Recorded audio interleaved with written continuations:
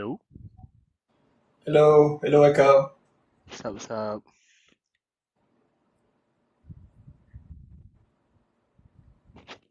Tak pasang kamera ke? Aku dekat rumah. So, gelap lah, gelap. So, it's okay lah. Today aku join in audio. Alright.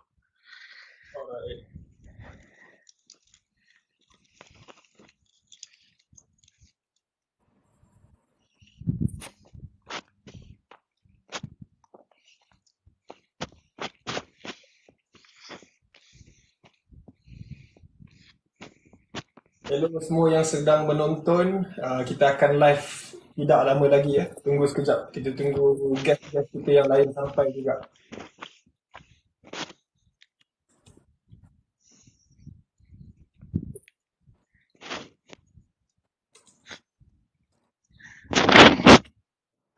Kalau kena scam ni, awak kata terima lah seadanya.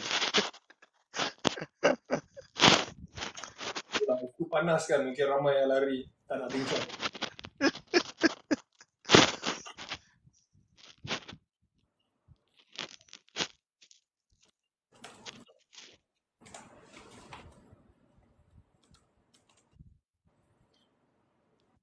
Selamat datang semua. Kita tunggu beberapa tetamu lagi yang akan datang.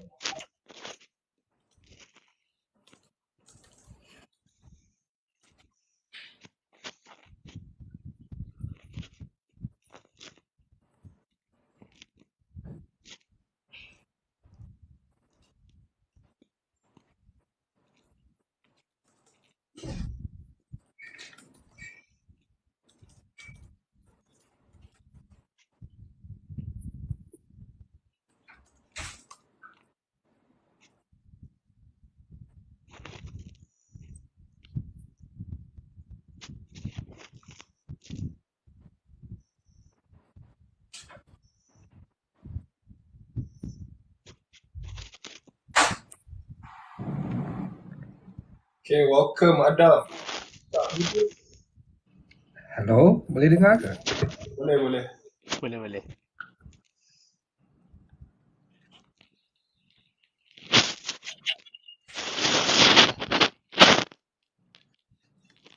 Wah, handsome lah ni hari ni.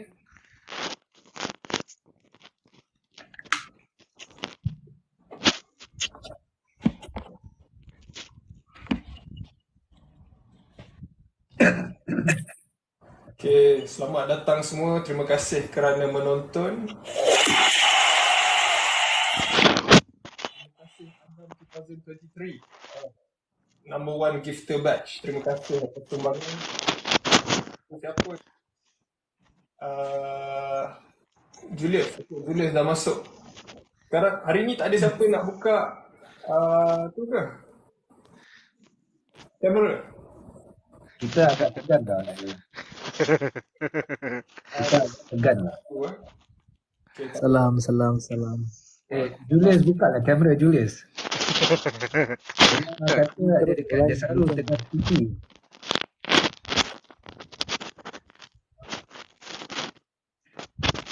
Okay.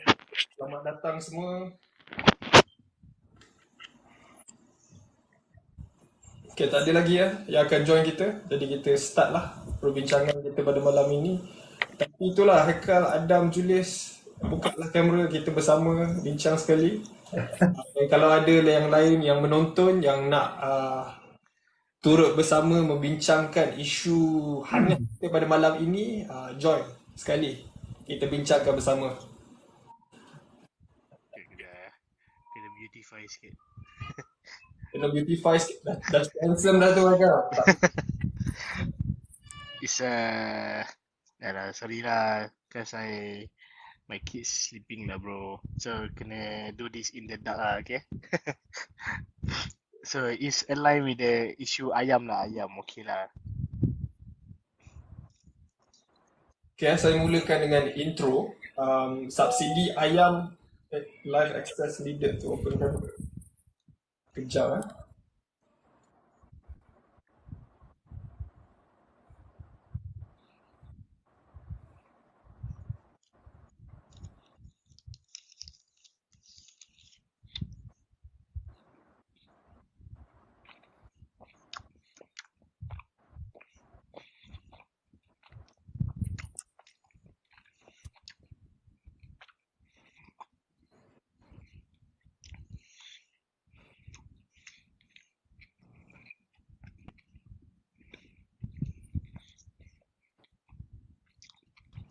Yang Okay, tak apa, kita mulakan. Saya mulakan dengan intro perbincangan kita pada malam ini.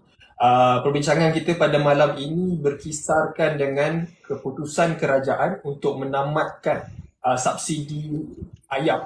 Saya rasa semua telah maklum berita hari ini telah penuh dengan isu ini. Dengan Parlimen tadi pun telah sibuk membincangkan berkenaan dengan penghapusan subsidi ayam.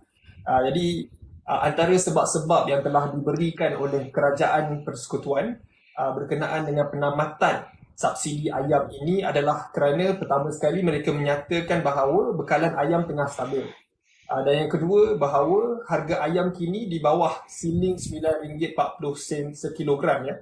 Berdasarkan kenyataan rasmi daripada Mat Sabu sendiri, Menteri Pertanian dan Keterjaminan Makanan telah menyatakan bahawa keadaan sekarang ni harga ayam yang dijual jauh lebih rendah daripada yang ditetapkan, daripada siling yang telah ditetapkan oleh kerajaan. Dan yang ketiga adalah untuk mengelakkan ketirisan. Ketirisan kerana subsidi ayam ini juga turut dinikmati bukan sahaja oleh warga tempatan dan B40 tetapi juga oleh warga asing dan juga T20. Jadi antara ini adalah tiga sebab yang telah dinyatakan oleh kerajaan kita kenapa subsidi ayam telah dihapuskan. Jadi pada malam ini kita nak bincangkan sedikit berkenaan dengan sebab-sebab yang telah diberi oleh menteri dan juga sama ada semua penonton ataupun guest-guest kita yang bersama pada malam ini setuju bahawa subsidi ayam patut untuk ditamatkan esok.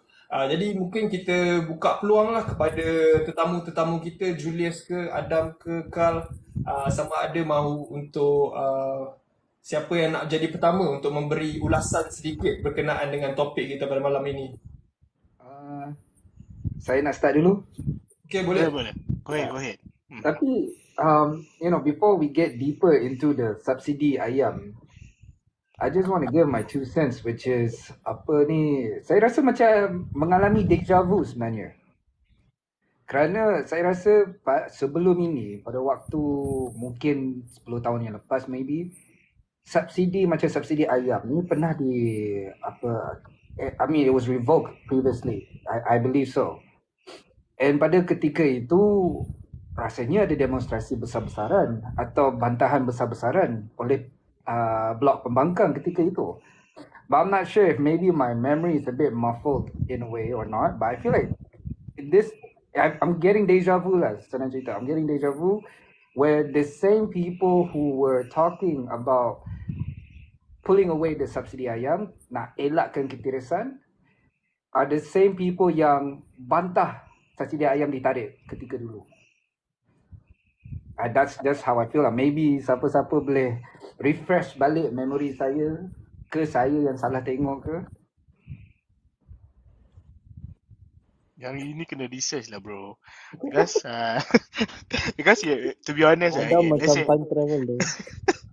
let's say kalau kita tengok okay, kalau katakan pembangkang ketika itu ialah kerajaan sekarang, okay, kita realisasikan di mana mereka sendiri telah membangkang, tetapi apabila mereka menjadi kerajaan, mereka sendiri menarik balik kata-kata mereka ataupun mereka sendiri tidak beri alasan lah. Basically dia cakap basically kita tak janjikan apa-apa masa kita buat PRU kan, berkaitan dengan subsidi. Ada kemungkinan besar.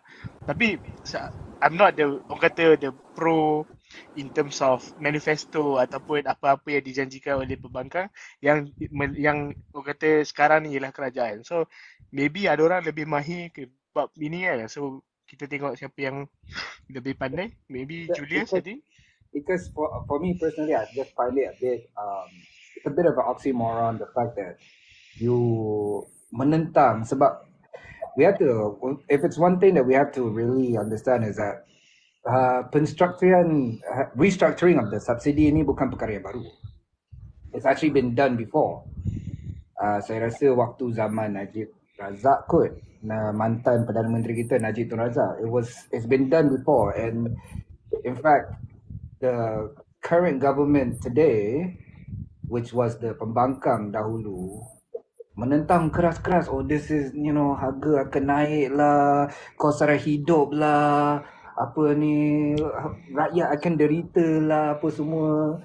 So it's a bit funny that seolah-olah macam mereka tengah copy paste balik apa yang diimplementasi dahulu dengan sekarang. This is just an intro lah from my perspective of subsidi ayam ni.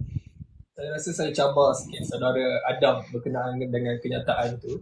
Saya tak kata saya tak setuju lah, tapi saya tak pasti pernah ke ada demonstrasi berkenaan dengan harga ayam ataupun berkenaan dengan subsidi. Kalau ada, pada tahun berapa? Okay, mungkin bukan demonstrasi lah sebab waktu dulu banyak sangat demonstrasi kan. So maybe it wasn't a demonstrasi, maybe it was, which is why I say like I'm not too sure myself. Mungkin it was a demonstrasi, mungkin bukan. Tapi yang saya tahu benda ni pernah ditentang dahulu. Dan kenyataan banyak keluar. Saya rasa Nurul Izzah Rafizi salah seorang yang banyak keluarkan kenyataan kata ini derita rakyat ni. Dan Anwar PMX sendiri pernah berkata sebab waktu dia nak keluar daripada mahkamah, ada video dia kata barang-barang asas ni tak patutnya harga naik. Betul Adam, tapi mesti ada tapi kan. Mesti ada tapi lah kan. Okay lah. Dulu, I think mungkin sebab sekarang kita kerajaan mengambil alih dengan hutang yang begitu besar sekali. Sebab itu kena tarik balik semula subsidi. Betul. Tak, saya sedikit sebanyak berkongsi bersamalah dengan saudara Adam yang pemikiran betul. Tapi kita mengalu-alukan kedatangan Mama Dinas. Terima kasih kerana turut menyumbang kepada perbualan ini, kepada tetamu viewers kita, guest-guest kita. Kalau ada yang nak naik atas pentas bersama dengan kita untuk membincang, mendiskusi perkara ini. Oh, Malay Digest. Welcome on board Malay Digest. So sebenarnya there's two side of the coins lah to this kan. Satu memang merugikan rakyat sekarang ni. Memang akan seperti Adam cakap lah, parti ini parti derita kan. I think I got the link. Let me share the link.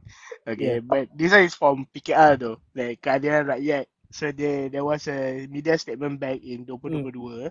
So apparently dia kata kerajaan GoPro at the time. So 2022 did we change government already at the time? No, we changed to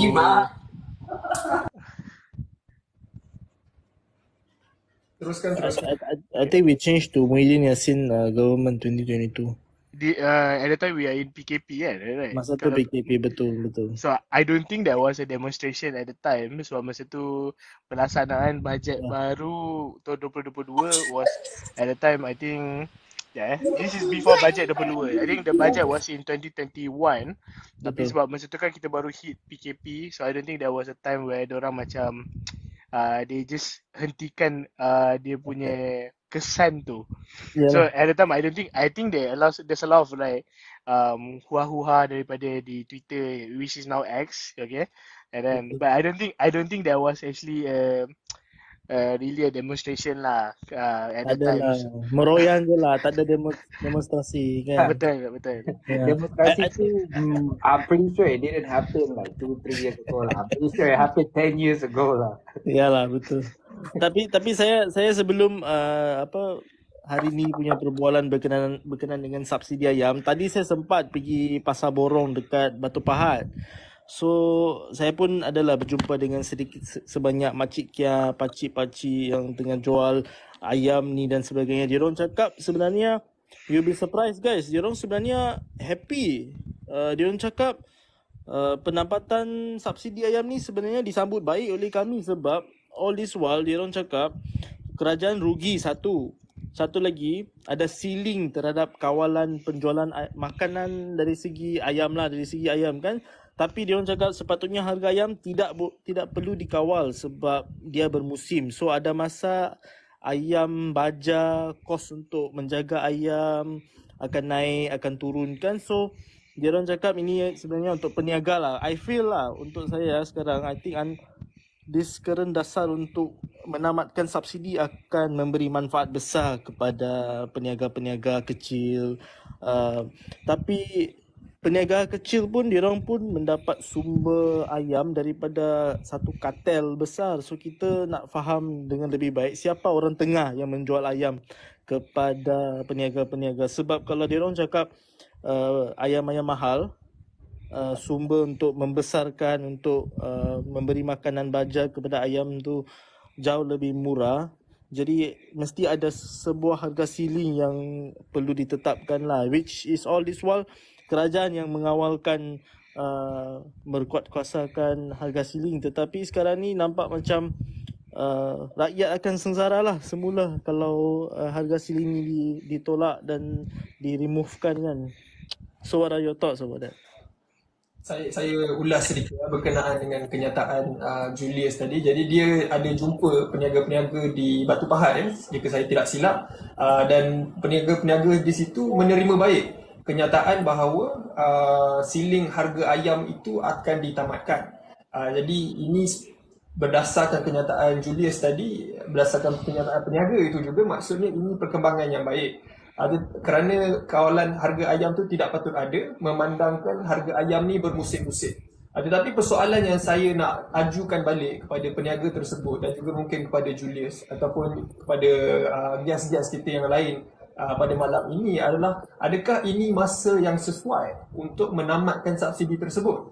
Memandangkan bahawa hanya dalam masa 13 hari lagi akan berlaku Deepavali, dan kita tahu setiap tahun apabila berlaku sebarang perayaan bahawa akan berlakunya permintaan yang naik, dan pembekalan kita yang konsisten day to day ini tidak akan dapat untuk menampung permintaan-permintaan yang baru itu. Dan ini mungkin saya curiga ataupun saya pasti akan menaikkan permintaan yang naik ini, akan menaikkan harga ayam dengan mendadak. Jadi dalam masa 2 minggu sahaja lagi untuk perayaan Deepavali, kerajaan telah memutuskan untuk menamatkan subsidi ayam.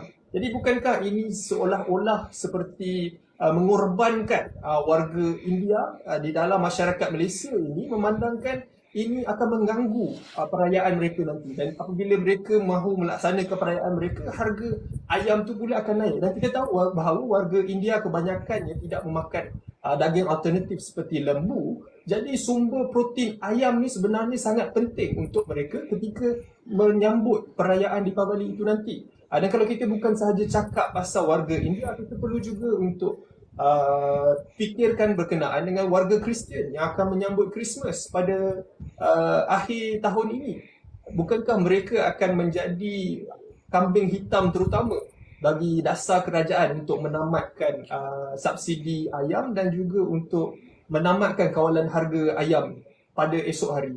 Jadi mungkin ada siapa nak respon. Kita bagi tuan ambil lah. Saya nak tambah sikit. Saya nak tambah sikit je kepada apa Naim cakap tu. Bagi ruang sikit. Sebelum saya tambah tu, saya just nak cakap Julius, he sounds like apa, he for a minute there, permulaan ucapan dia, he sounded like Mak Sabu for a bit. Kata lah, ini bagus lah. I was surprised. I thought it was Mak Sabu in the chat, in the group just now. But personally for me kan, saya rasa subsidi ayam ni, kita cakap pasal subsidi ayam ni kan, saya rasa sepatutnya dia letak harga kawalan sebenarnya. Sebab ayam merupakan satu makanan asal. Antara ayam, ayam, minyak, ini semua makanan asal. Jadi saya tak rasa subsidi ayam ni patut dihentikan ataupun tidak apa kerajaan, kalau bahasa pasar lah, buang harga kawalan, harga shilling atau harga kawalan tersebut. Because just like what Naim said kan, it might burden the community. Lagi-lagi we're talking about B40 communities, the Indian community, any B40 community lah senang cerita. This might burden them. Lagi-lagi musim perayaan. Macam mana Julius ya betul lah, Julius cakap tadi yang ayam ni ada musim-musim dia. Kita takut nanti harga dia pun bermusim-musim. Kejap harga rendah, kejap harga terlampau. Dan ini dapat membebankan golongan rakyat, terutamanya golongan-golongan B40. Betul tu. And then nak tambah sikit boleh tak kat sini? Macam yang Naim cakap kan tadi kan. Saya setuju apa yang Naim cakap. Sebab lepas tu dengan apa yang Carl cakap pun betul. Sebab macam ni tau. dekat kita pergilah mana restoran ke kedai makan, makanan hari-hari, kita go for lunch hour lah. Harga ikan dengan ayam, harga ayam jauh lagi, bila kita ambil lauk ayam nasi lebih murah berbanding dengan ayam dengan ikan sebenarnya. So saya nak tanya benda ni, kalau diorang stop disubsidi, secara tak langsung harga makanan confirm akan naik, automatically akan naik. Contoh kalau kat mamak, kalau kita pergi ambil nasi ayam sayur dah jadi macam RM7, RM7 ke 6, 7 ke 8 ringgit lah. Mungkin akan naik lepas ni dalam 10 ke 12 mungkin, saya tak tahu. Sebab diorang akan isu, kita kat Malaysia ni first kali peniaga tak bertanggungjawab. Tu terang cakap peniaga yang tu terang cakap kat Malaysia peniaga tak bertanggungjawab. Kita tak well prepared, tak well educate untuk benda-benda macam ni. Pada kita, kebanyakan peniaga kita nak untung, nampak untung dia nak akan kejar untung saja. Dia tak fikir in term of responsibility sebagai peniaga. Tu sebabnya kebanyakan kalau kita tengok kat Malaysia ni, kita tak prepare. Kalau kita nak buat satu polisi, kat Malaysia ni terlampau banyak polisi sebenarnya. Banyak polisi nak buat tapi enforcement tak ada. Enforcement tu yang penting dalam apa-apa polisi pun. Tak kisahlah kita ni nak buat polisi terbaik kat dunia ke ataupun terbaik dekat Asia ke, tapi enforcement tak ada, tak guna juga. Contoh, jangan macam Naim cakap tadi kan, dah nak dekat Deepavali, lepas tu Christmas, diorang secara tak langsung akan jadi kambing hitam. Actually Naim, benda ni dia bukan setakat ni lah. Dia tengok esok atau lusa harga, waktu nak beli ayam besok lusa, confirm kita sendiri akan terasa juga. Sebab apa? Peniaga akan ambil kesempatan. Dan kena ingat kat Malaysia ni, lepas harga dah naik, dia tak turun dah. Confirmnya. Kalau contoh harga sekarang RM9.90 sekilo, later diorang akan gunakan isu, oh supply tak cukup, demand tinggi. Demand and supply confirm, it's a basic dalam ekonomi kan. Harga akan bergantung pada demand and supply. So kalau demand and supply, demand dia digunakan alasan demand tak cukup, akan jadi sama macam isu beras juga nanti. Benda akan berbolak-balik kat benda ni, akan pusing-pusing kat situ. Nanti akan jadi macam mana dulu, ayam ke telur dulu, macam tu lah nanti. So isu subsidi ni kena tarik ni.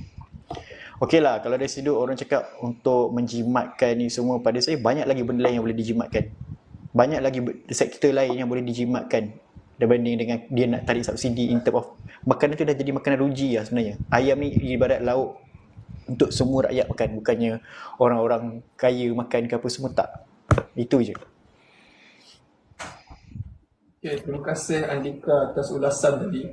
Saya nak tweet sikit pasal dia sebut pasal kerajaan jimat tadi. Sebenarnya Mak Sabu ada umumkan bahawa kerajaan jimat sebanyak 100 juta ringgit sebulan. Jadi kenyataan yang dinyatakan oleh Mak Sabu ni, 100 juta tu sangat signifikan. Dia 100 juta tu dia kata dia boleh buat banyak lagi perkara yang tidak membabitkan ayam ni lah.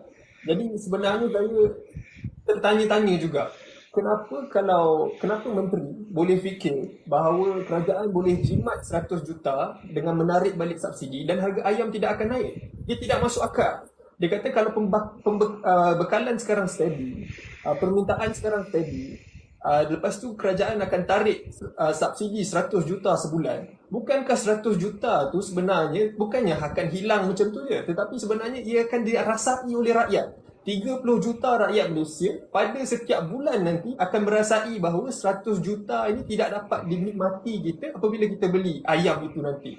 Jadi bagi saya ini perkara yang amat membimbangkan.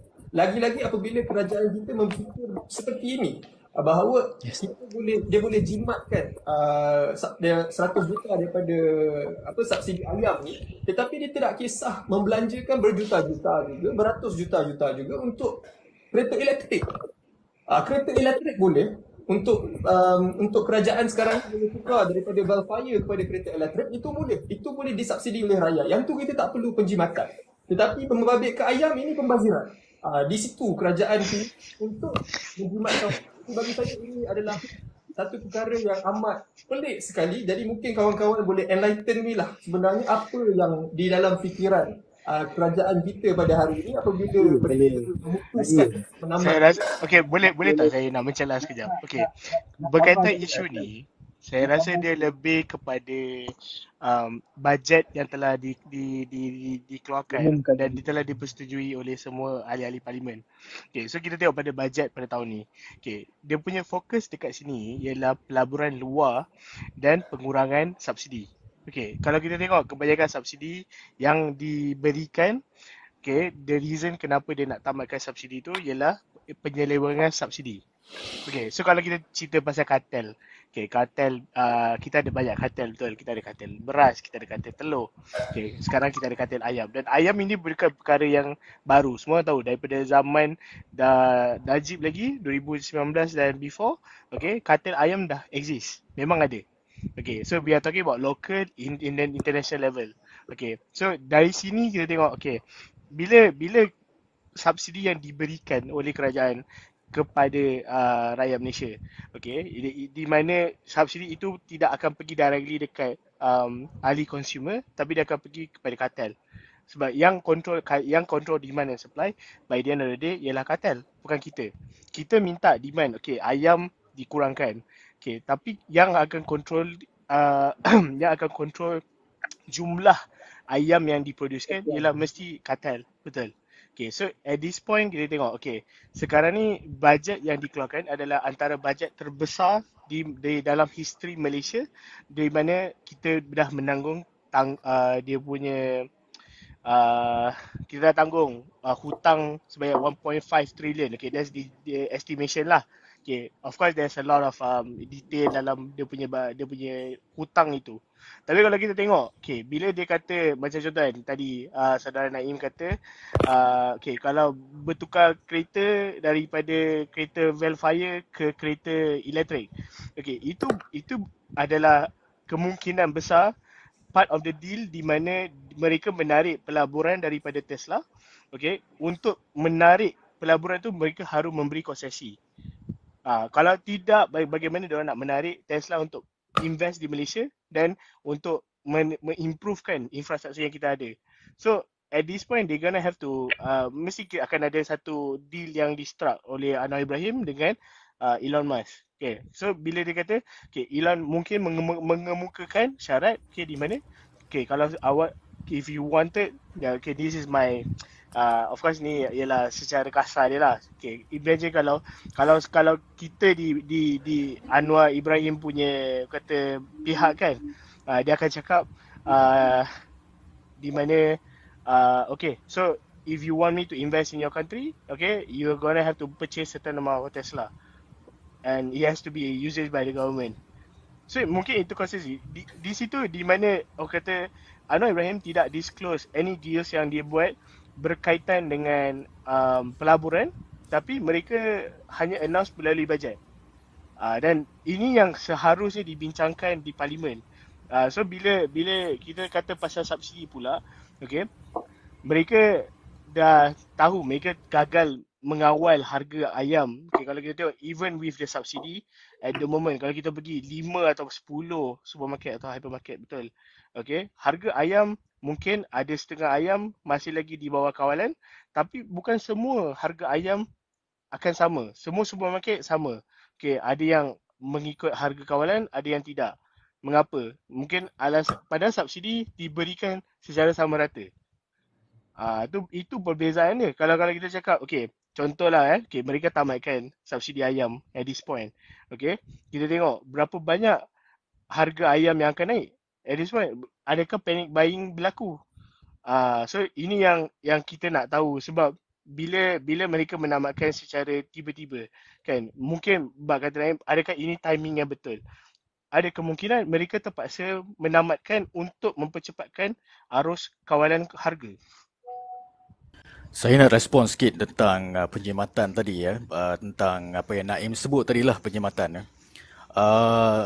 Kita tengok pada anggaran perbelanjaan kerajaan 2023, okay, kita tengok pembelanjaan aset saja 900 juta, 910 juta. Kalau kita tengok bandingan ketimbang tahun 2021 hingga 2022, perbelanjaan aset hanyalah 500 juta saja, sekitar 500 juta. Tetapi pada tahun 2023, kerajaan sekarang ini telah membelanjakan kira-kira anggaran dia 910 juta untuk pembelanjaan aset saja. Jadi pecahan dia tu kita masih lagi tak dapat. Jadi kalau nak katakan penjimatan 100 juta atas sebab kita nak rasionalisasikan subsidi ayam dan telur ini, bagi saya ini satu yang perlu kita perdebatkan dalam parlimen. Kita perlu bahaskan tambahan 400 juta ini nak dibandingkan dengan penjimatan 100 juta seperti mana yang Naim kata tadi tu. Okey, adakah dia berbaloi? Kalau kita belanja aset lebih daripada itu 400 juta dia berbanding dengan tahun 2001-2002, adakah 100 juta ni kita boleh korbankan? Dan satu lagi kita kena faham bahawa ayam dan telur ini termasuk dalam kalau akaun pembekalan DOSEM kalau kita tengok. Nombor satu ialah kita punya penggunaan terbesar kita adalah beras. Yang nombor dua adalah minyak masak. Yang ketiga adalah kelapa. Yang keempat adalah telur ayam. Dan yang kelima adalah daging ayam. Jadi kalau sekiranya kita nak rasionalisasikan subsidi ini, okay, kita nak liberalize. Maksudnya lah kita nak liberalize lah. Maknanya kita nak hapuskan apa, kita nak apungkan ni, maknanya kita nak liberalize. Kita nak rationalizekan subsidi tersebut. Atas nama penyelewengan dan atas nama warga asing turut menikmati subsidi ini, bagi saya sesuatu yang tidak wajar sama sekali.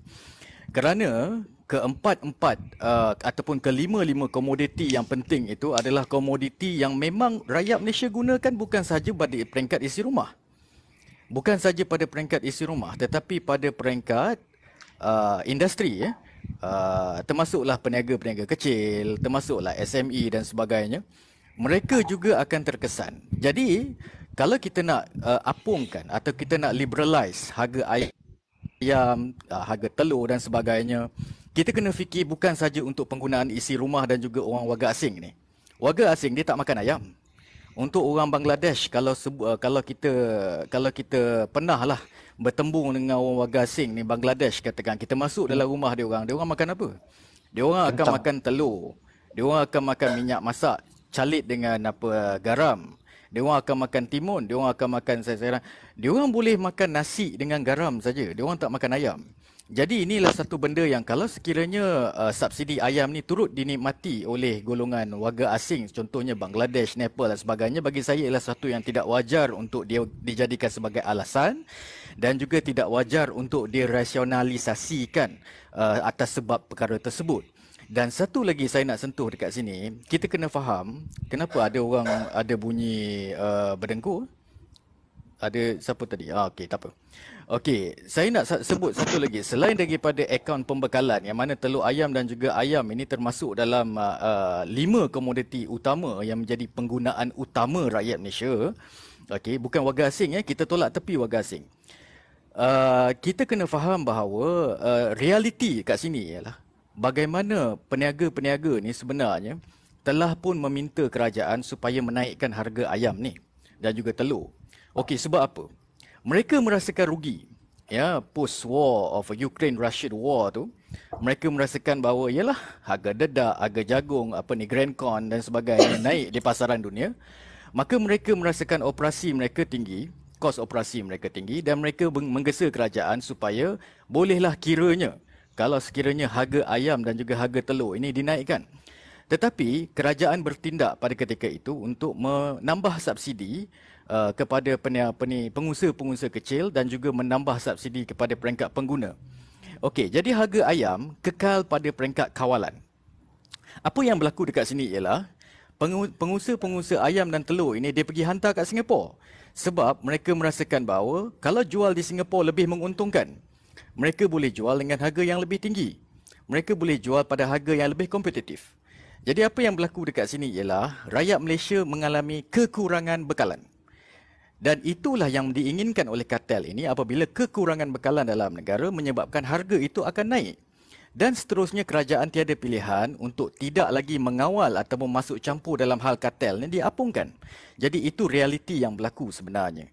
Jadi pada pandangan saya, kalau sekiranya kerajaan menyedari bahawa kelima-lima komoditi yang saya sebutkan tadi termasuk beras, minyak masak, kelapa, telur, ayam dan juga daging ayam ini adalah komoditi utama yang digunakan oleh rakyat Malaysia. Yang utama, kekal, masih lagi dalam DOSEM. Dalam DOSEM, akaun pembekalan masih kekal 5 komoditi ini.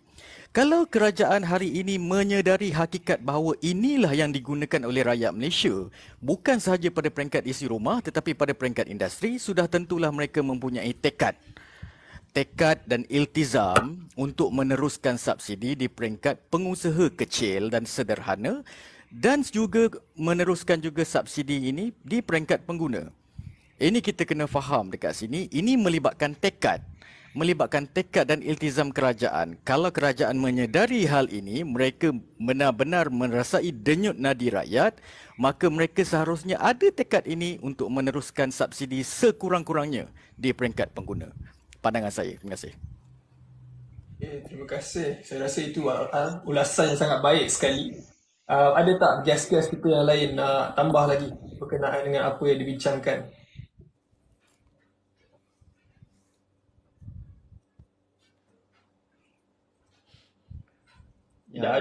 Malay Digest tadi tu cakap okey lah, bagus dari sudut ni, betul, detail semua saya setuju dekat situ. Dan yang paling saya setuju adalah berkenaan dengan kartel ni lah. And then part yang paling lagi sebenarnya it's a repetition je sebenarnya dengan apa yang Carl Steam cakap, cuma it's more detail dengan fact lah yang di-provide by Malay Digest ni tadi.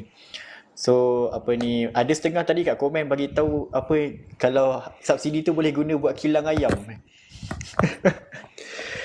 Dek, ayam tak pakai proses kilang, Dek. Saya suka nak sentuh tentang subsidi. Minta maaf Tuan Andika dan juga Tuan Naim dan juga Carl Stream. Saya suka nak sentuh tentang subsidi ni. Kalau kita nak bercakap tentang subsidi, saya selalu ingatkan dalam live sebelum ni yang saya masuk di tempat lain.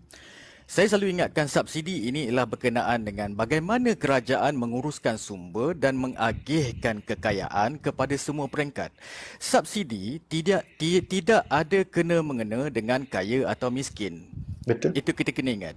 Dia tak ada kena-mengena miskin kaya pun sebenarnya. Betul. Subsidi ini ialah as long as you bayar cukai dan you boleh enjoy the benefit macam sebagai contoh VAT, value added tax, GST lah kita panggil di UK Kalau you pergi sambung belajar di United Kingdom katakan. You pergi belajar, you datang sana sebagai pelajar, you belajar, you bayar VAT. You bayar VAT dan bila you masuk hospital, bini you mengandung, bini you nak beranak kat sana, you akan ditanggung sepenuhnya oleh hospital kerajaan di sana. Kenapa? Kerana you bayar cukai. Betul. Sebab you bayar cukai.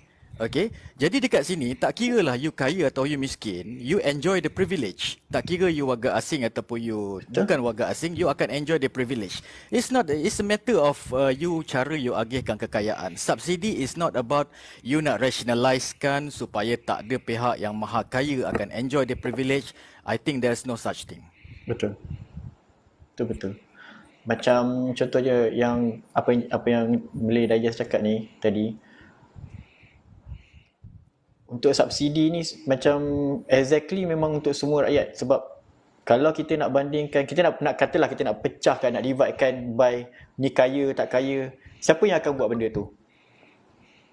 Siapa yang akan do the intelligent work untuk check satu-satu setiap orang? Berapa ramai dekat Malaysia ni yang ada yang kaya tapi lari tax lah semua, benda tu dah jadi normal dekat Malaysia ni. So memang tak boleh nak capai. Takkan dia boleh capai kalau kita nak bahagikan macam tu. Susah. Ya, saya setuju Tuan Adhika. Kita tengok berapa ramai yang buat tax avoidance ataupun larian cukai apabila mereka bayar cukai tapi mereka tak enjoy certain privilege atau benefit. Ia berkenaan dengan pengagihan kekayaan. Apabila kerajaan mengutip hasil, maka kerajaan wajib untuk mengagihkan kekayaan tersebut selayak seadilnya. Tetapi sekiranya kalau tiadalah apa yang mereka dapat, maka akan ada insentif bagi pihak-pihak yang bayar cukai tapi tak dapat benefit ini untuk lagi cukai. Betul. Jadi there is no point kalau you nak luaskan asas percukaian sekalipun ataupun you nak meningkatkan kadar cukai sekalipun, maka mekanisme kutipan cukai itu tidak akan berjalan dengan lancar. Betul. Tapi itulah kalau dengan tapi kalau dengan apabila subsidi ayam ini ditarik. Okey, persoalannya di sini ialah adakah kerajaan sekarang mampu untuk stabilize harga ayam itu sendiri? Sebab kalau kita tengok at this moment without subsidi, okey, ceiling price dah tak ada. Okay, kalau macam tu, walaupun kerajaan boleh menetapkan ceiling price, okay, it will depend on the demand dan supply. Betul. Kalau demand itu melebihi supply yang kita ada, okay, kalau kita rationalize lah, okay, 30 juta rakyat Malaysia, okay, setiap hari akan ada orang makan ayam.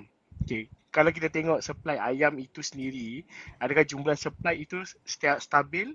Kalau kita tengok apa yang Mak Sabu keluarkan statement dia itu, relevan ke tidak? Sebab kalau kita tengok, okay, kalau kita tengok dari segi kebarangkalian di mana subsidi yang bila ditarik sebelum ini, 100% harga ayam akan naik dan tidak pernah turun. Okay, dengan mengumumkan subsidi diberikan semula, baru harga ayam diturunkan. Okay, so sekarang ni kita sendiri dah boleh nampak, okay, kalau harga ayam naik ke RM9.50 dan naik ke atas RM10. Okey. Implikasi kepada rakyat Malaysia itu sudah terlampau besar, tetapi dia tidak akan mengefekkan jumlah population yang makan ayam. Kalau kita tengok, okay, kalau kita rationalize lah, 30 juta ni takkan beli ayam hari-hari. Mesti akan ada yang beli ayam seminggu sekali ataupun sebulan sekali. Itu perbezaan dari segi pemakanan orang Malaysia sendiri. So kalau macam tu, bila kita tengok rationalisation dia, mereka sendiri fikir, okay, oh ayam ni kita tak makan hari-hari. So ada kemungkinan hari ni kita makan ayam, tomorrow kita makan ikan dan esoknya kita makan telur. Betul.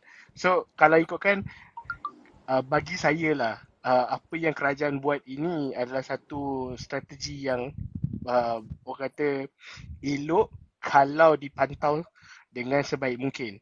Tetapi kita boleh lihat apabila KPDN viral video yang di mana mereka sendiri cuba untuk menggunakan RM200 dan untuk boleh bertahan selama sebulan. Dan apa yang mereka beri tu dalam masa dia kata satu ayam tu boleh tahan sebulan. I don't think that's right tu. Kan kalau kita tengok balik. So kalau macam ni, sebab itu mereka rakyat Malaysia in particular lah. Jadi kita pun bimbang kalau subsidi ni ditarik semula. Okay, dan di mana kita kena ikut harga yang ditetapkan oleh orang kata market and demand and supply ni. So adakah kerajaan mampu ke tidak? Saya nak respon pada Kasim. Minta maaf saya mencelah sikit macam banyak pula saya bercakap ni. Okey, minta maaf. Saya suka memetik kata-kata Rafizi Ramli semalam. Dia kata apa? Kalau kita nak rationalize subsidi ni, kita come back to the basic of economy. Dia kata. Dia cakap tentang demand and supply.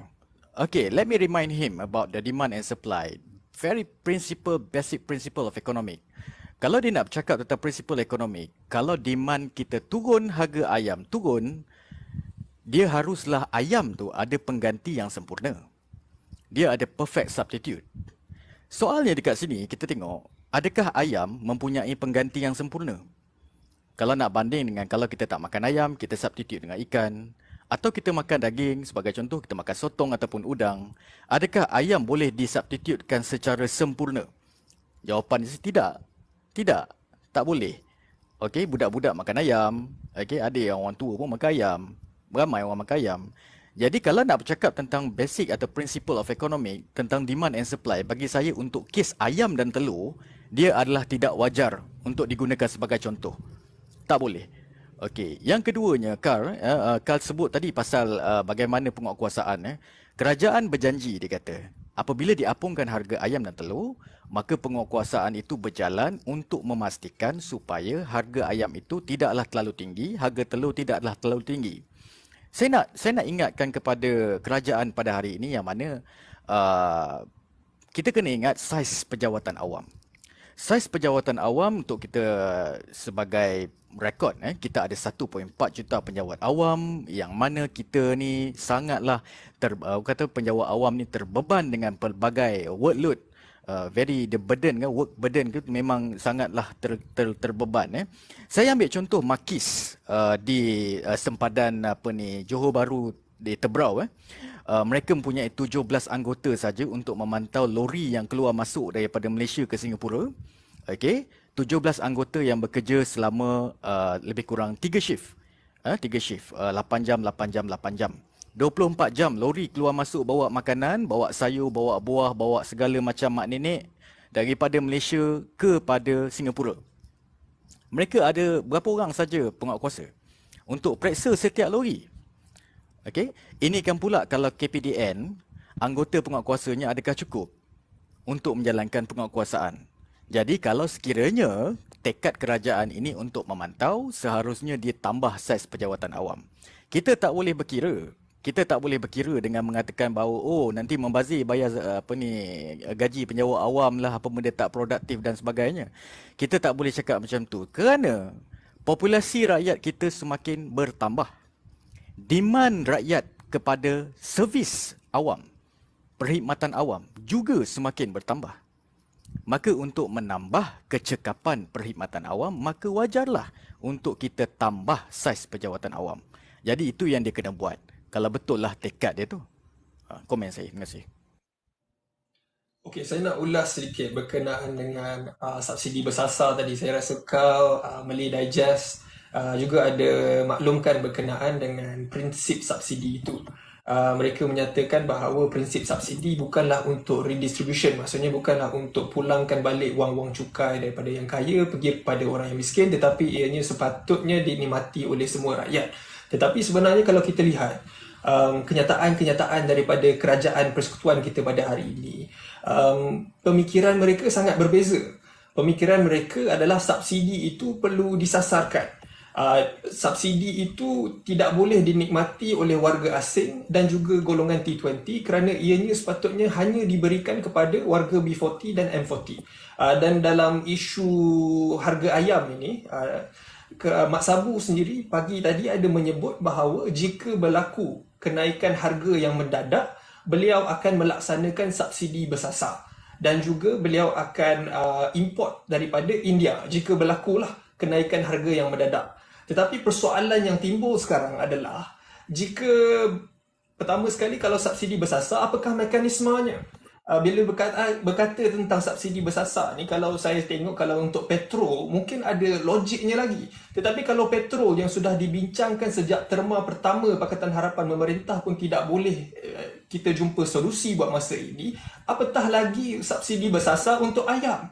Dan betul lah seperti Malay Digest kata tadi, kita tidak mempunyai cukup perkhidmatan awam untuk kita memantau semua harga-harga ayam ini. Dan jika kalau kita dapat pantau semua harga-harga ayam ini, macam mana kita nak menguatkuasakan subsidi bersasar itu nanti?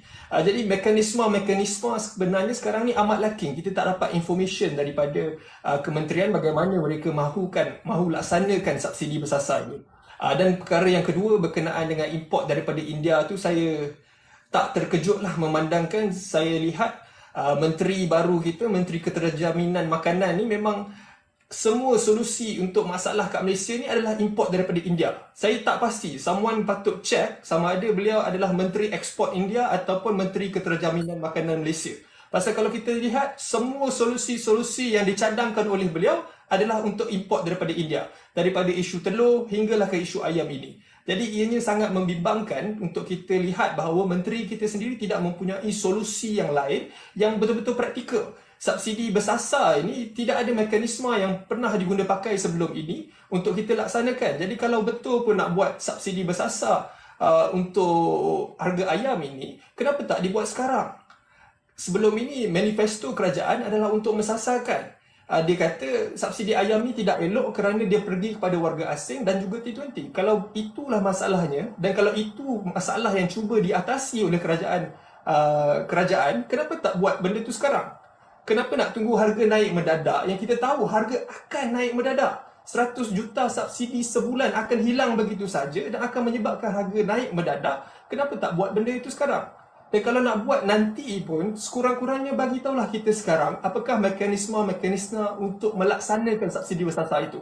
Kerana buat masa ini kita langsung tidak mempunyai sebarang maklumat dan this uncertainty is not good for the market.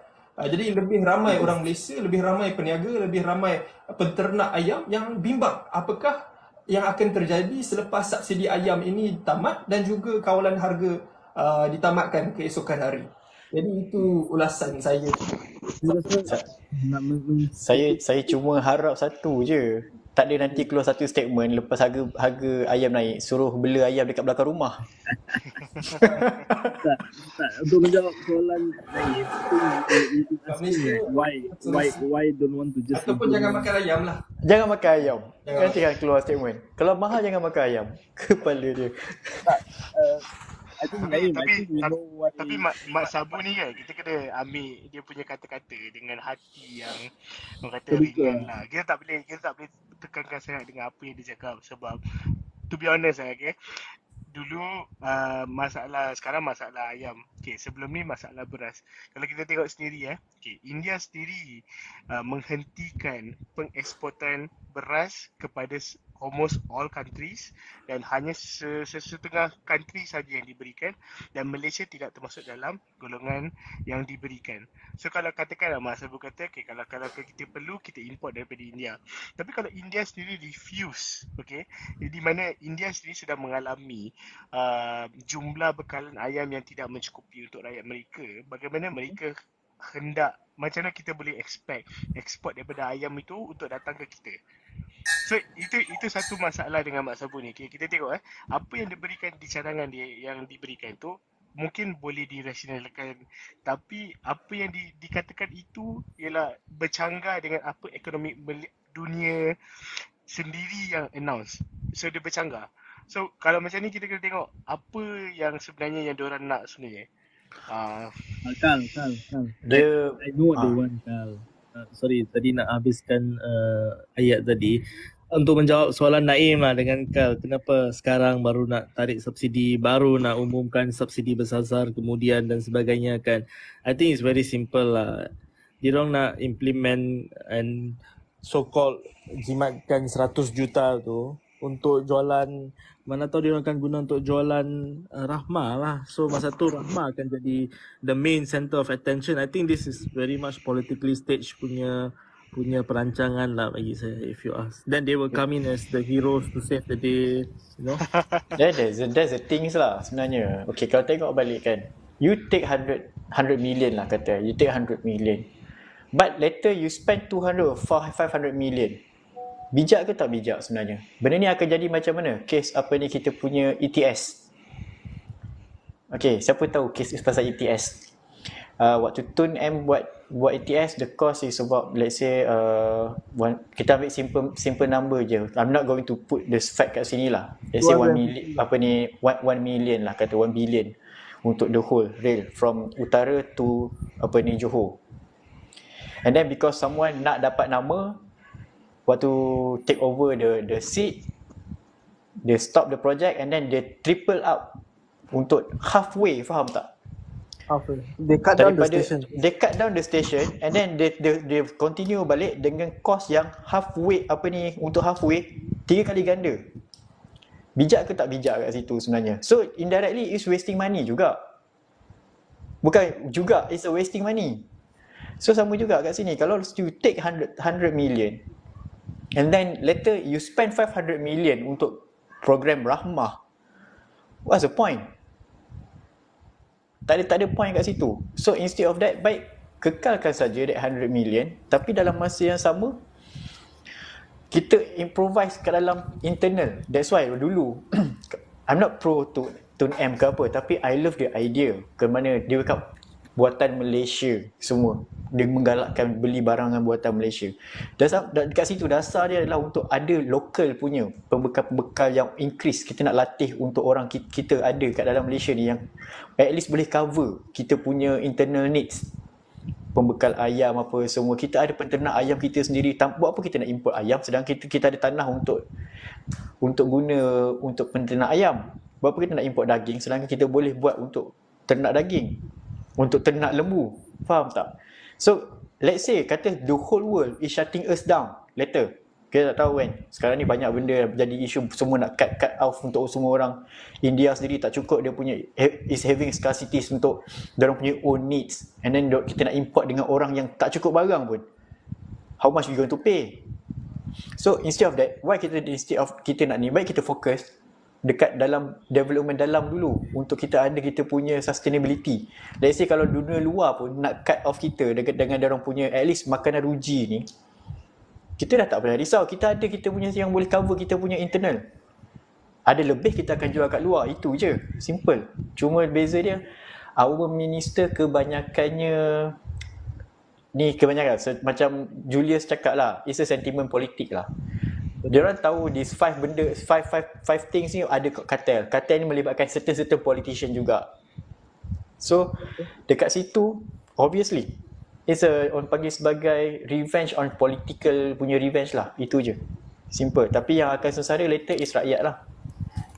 Saya nak tambah sikit tentang Rahmah tadi. Jualan Rahmah tadi. Julius ada sebut tentang jualan Rahmah. Kita ambil contoh menu Rahmah yang diperkenalkan dan juga diimplementasi oleh kebanyakan restoran mamak satu negara. Dan baru-baru ini kita dapat tahu bahawa Persatuan Peniaga India Muslim mamak ni se-Malaysia ini bukanlah satu state saja, satu negara, the whole nation telah pun bersepakat untuk menghentikan jualan menu Rahmah RM5 tu. Oleh kerana mereka tidak dapat lagi menampung kos kenaikan beban kos yang meningkat, terutamanya dari segi orang kata beras dan tak lama lagi telur dan juga ayam. Mereka telah menamatkan. Jadi ini adalah satu orang kata inisiatif jangka pendek, template penyelesaian jangka pendek yang bagi saya kurang berkesan. Kita ada template penyelesaian jangka pendek yang lebih berkesan dengan tidak orang kata mensia-siakan 100 juta ataupun secara keseluruhannya macam Naim sebut tadi tentang subsidi bersasar tadi, dia nak jimatkan 80 bilion. 80 bilion itu nak dirationalize kan supaya tidak ada pihak mahakaya yang menyeleweng ataupun mendapat manfaat daripada subsidi secara pukal. Tapi kita kena ingat bahawa di samping kita ni nak rationalize subsidi ini supaya tidak di-enjoy oleh mahakaya, kita kena ingat dalam bajet 2024 juga menyediakan insentif tidak kurang daripada 15 buah insentif yang disediakan oleh golongan pemodal mahakaya. Maka di sini, di mana rasionalnya, bagaimana kita nak rationalizekan? Mereka mendapat sesuatu daripada kesengsaraan rakyat lah, rakyat yang kena tanggung harga telur dan ayam. Satu lagi saya nak ingatkan dekat sini yang kita sebenarnya import ayam dan juga telur ni banyak daripada Brazil sebenarnya. Brazil adalah untuk pengetahuan semua 90 akaun yang mengikuti live Naim ni. Brazil adalah pengeksport ayam dan telur utama dunia, bukan India. Okay. Dan kalau kita tengok Arab Saudi pun ambil daripada Brazil, dan kalau kita tengok Brazil pun tak mampu untuk tampung permintaan-permintaan dunia, apalagi India. Jadi kita kena tengok dekat sinilah kenapa India. Kenapa kita nak bergantung pada India. Satu lagi tentang keterjaminan makanan ini, kita tak dapat lari daripada saya tak dapat tengok satu pun inisiatif daripada kerajaan melalui Belanjawan 2024 berkenaan dengan penerapan teknologi moden dalam pertanian. Kita punya tanah, kita sedia maklum lah, dibangunkan untuk tujuan komersial, industri dan sebagainya. Maka why not kita buat teknologi moden?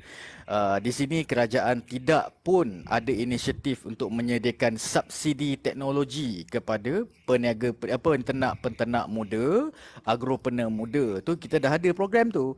Tapi dia orang nak melaksanakan teknologi moden dalam IoT dan sebagainya, tak ada. Itu mahal kan? Jadi kerajaan perlukan mereka perlukan suntikan dana sikit daripada kerajaan. Tetapi malangnya saya tidak nampak inisiatif ini dilakukan oleh kerajaan. Maka di manakah usaha ataupun inisiatif keterjaminan makanan itu? Okey, jadi kita kena ingat kat situ lah. Okay, terima kasih Malay Digest. Ada siapa lagi yang nak ulas berkenaan dengan apa yang kita bincang tadi? Tak ada ya? Okay, saya masuk sikit lah kalau macam tu. Tadi Julius, Andika dan Malay Digest ada sebut berkenaan dengan agro madani dan juga jualan rahmah. Saya nak tanyalah semua yang menonton. Tak ke macam kartel ayam di mana kerajaan sendiri pergi pungut semua ayam-ayam tu, dia jual lebih murah daripada harga market dan dia pilih kawasan mana yang dia nak pergi. Daripada 100 juta yang dijimatkan tu tadi, Mak Sabu ada kata yang dia akan salurkan di agro madani dan juga di jualan rahmah.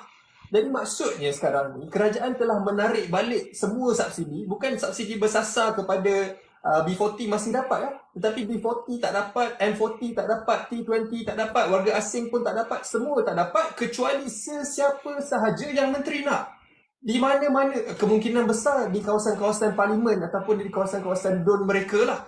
Tetapi kita tahu bahawa agro madani dan jualan rahmah ni tidak akan menyeluruh. Jadi hanya sesetengah daripada rakyat Malaysia sebenarnya yang akan dapat mendapat rasa daripada subsidi itu. Jadi bila kerajaan cakap dia nak buat subsidi bersasar, kita ingatkan dia nak buat subsidi bersasar kepada B40. Tetapi akhirnya yang hanya akan dapat adalah sesiapa sahaja yang mereka nak. Saya rasa itu adalah definisi yang terbaik untuk kita mengatakan bahawa kerajaan sekarang ini telah cuba untuk menjadi kartel ayam sendiri. Jadi bukannya mereka nak mengorang kartel ayam, tetapi mereka ingin menjadi kartel ayam dengan jualan rahmah dan juga agro madani ini. Dan kalau kita tengok menu rahmah ni, dia amat menyedihkan. Kerajaan buat menu rahmah, setiap orang dapat makan dapat makan kenyang RM5. Tetapi sebenarnya itu bukan daripada duit tukar kita pun. Tetapi peniaga-peniaga sendiri yang terpaksa menanggung beban itu. Dan sekarang ni kerajaan telah menaikkan harga-harga bahan asas kita. Bukanlah menaikkan tetapi mengurangkan subsidi yang akan menyebabkan harga-harga mentah akan naik.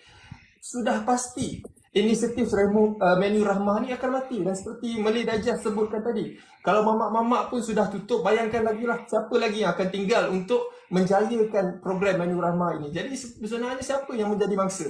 Rakyat Malaysia juga. Inisiatif ini kalau berlangsung, peniaga yang rugi.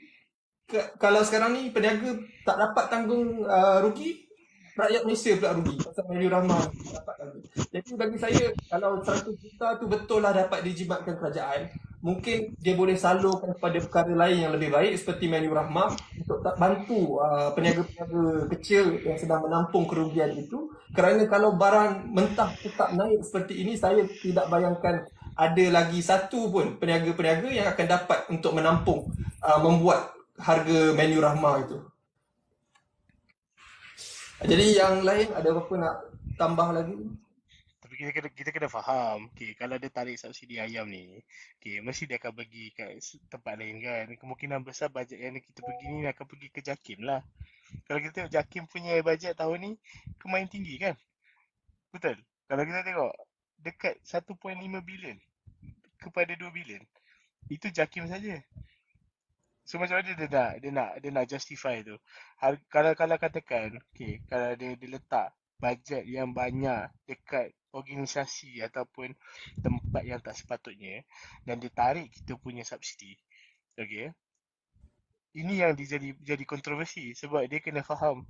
Orang tengok JAKIM, how big is JAKIM? JAKIM besar tapi dia tak adalah besar sampai bajet perlu 1.5 bilion.